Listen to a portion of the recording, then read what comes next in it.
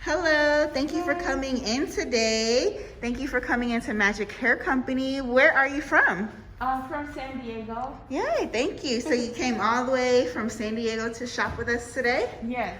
Tell us how you heard about us. Me and my daughter, we've been wanting to get quality wigs because in San Diego, we've been going to the beauty supply warehouse, and we noticed the wigs are synthetic and they start shedding and getting tangled. So I just Googled, because everybody say come to LA where you can get a quality wig.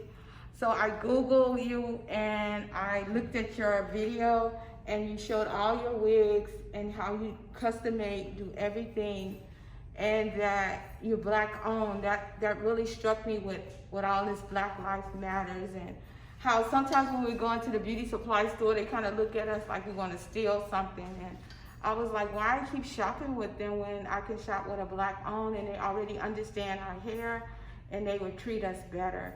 So that's why I drove all the way from San Diego to Magic Hair Company. Magic Hair Company, thank you. I really appreciate it. How does this wig feel? It feels natural. It feels light. Shake your head for me.